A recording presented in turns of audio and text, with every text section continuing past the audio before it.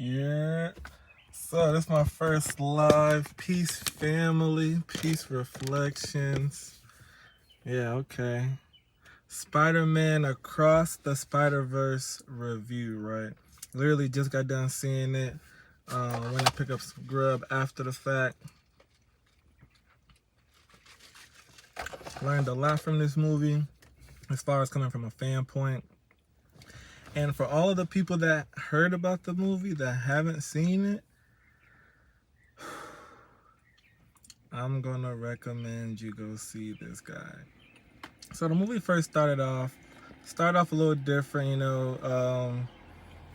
the Gwen of the Spider-Mans, he was basically giving the introduction, and I was like, okay, where are we gonna go with this? Whoop-de-whoop. And then they kind of branch over to Miles. So I'm like, okay. Now, prior to me watching this movie, my homeboys, they also some movie buffs. They was like, yo, Kenny, you seen that new Spider-Man? Yeah. I'm like, nah. They're like, bruh, you gotta see that movie. The ending is fire. Ending is fire. I don't believe in spoilers personally. So I was like, okay. I can't wait to see it because, I'm a fan. So they finally get to Miles. And I'm like, okay, they're just steadily building it up, building it up, building it up.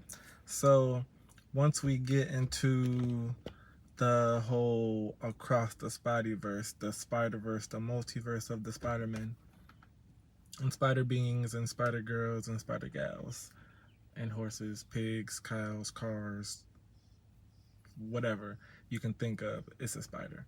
And so I'm keep going. So before I really get into it, so I'll be on Flickster. On Flickster, I looked at the reviews. It's like this movie's got a 95%, 96, and I was like, okay, so the critics and the fans both giving this movie it's just due. So I like that because if they both are equal, that's like, okay, like the median means that this movie is fucking good. If the critics giving it 95% on Rotten Tomatoes and the fans giving it 96, I'm like, I got to see this. So the movie's going. They give Miles, they give us the similarities between Miles and Gwen. I think that's her name. I keep forgetting the, yeah, I think it is Gwen or Mary Stacy. Um, yeah, so they kept giving the possibilities, and kind of like in the Spider-Man Far From Home 2 with Tom Holland, it's like he's the kid, but he's the anomaly. And so in this movie, kind of like in Matrix Resurrections as well, they tend to focus on Spider-Man being the anomaly. Oh, spoilers ahead. Like, comment, subscribe. I said this a mad late, but definitely dropping spoilers because, yeah. Um, so once I start getting into it, pretty much you just learn the whole backstory of Spider-Man. So, uh, I'm, yeah. So you just learn the whole backstory of Miles Morales. Miles Morales, how originally he's not even supposed to be a Spider-Man. Once I found that out, I was like, yo, boy, that was that was new. I wasn't expecting that. He wasn't supposed to be Spider-Man. And with him becoming Spider-Man and he wasn't supposed to be, of course, you know how this goes now. Whenever there's a rift in the multiverse, like some shit happening that ain't supposed to be happening, there's cause and effect. So with him becoming Spider-Man, inadvertently, he created a nemesis. His nemesis, his powers are OP. Nigga got a whack ass name though. Nigga named Spot. The Spot. I'm like, oh, the Spot. Nah, man. And so once we really get into the Spider Verse, there's the leader of like the Spider-Man rebellion. His name is Miguel.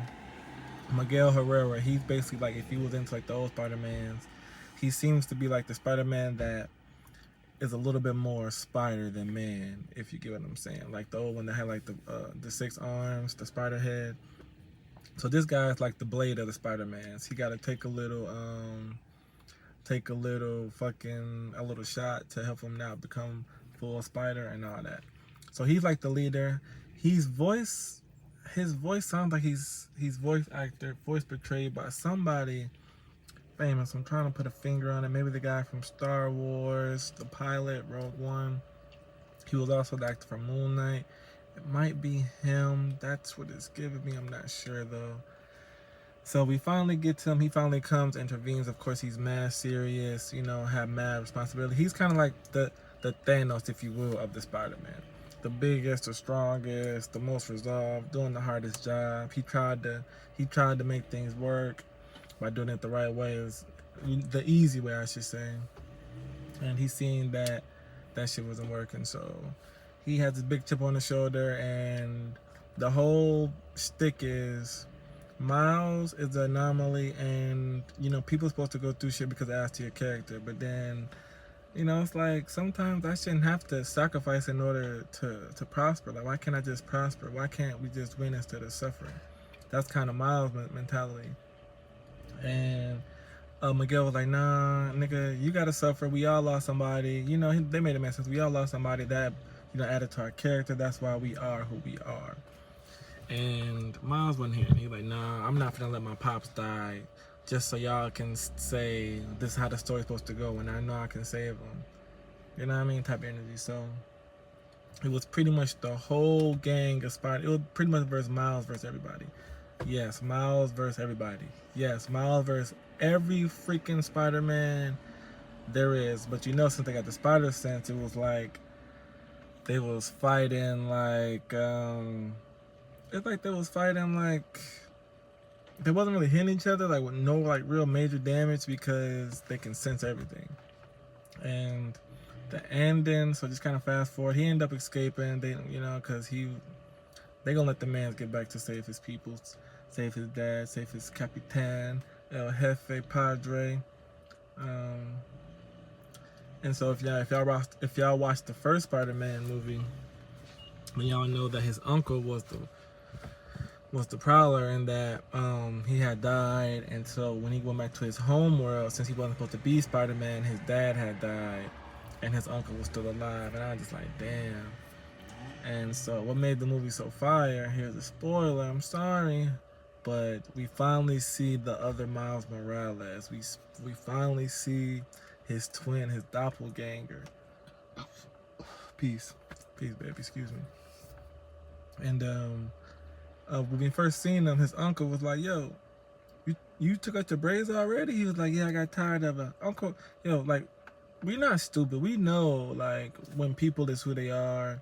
Like, it's an energetic, it's a vibe, it's a feel. You gotta feel, it's the understanding. Like, no, like, he knew he wasn't bruv. He knew he wasn't few. He knew he wasn't enough. And he was like, yeah, I took the braids out, man. I got tired of it. And then they ended up bamboozling his ass. Miles and Unc had him captured. Miles took off his hood, started talking to the nigga like, yo, I don't know what you got going on. That don't got shit to do with me. You in my hood. So your ass is grass. And it kind of just like went off like that with the to be continued. Um, no, fire, yo, fire. No, fire. Definitely a good movie. If I was to give it a rating, I would give it a 9 out of 10. It hit all corners. Production was A1. Storyline was good. Believability.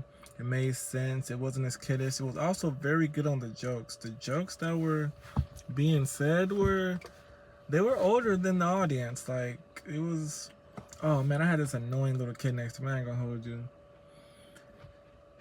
Kid was laughing, giggling the whole movie when shit wasn't even funny. I was like, damn, but I get it though. It's a Spider-Man animated film. But that was the review.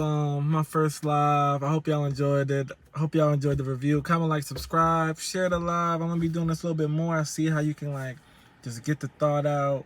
It's like a wham bam, thank you, ma'am. It makes sense. So peace. How you end it?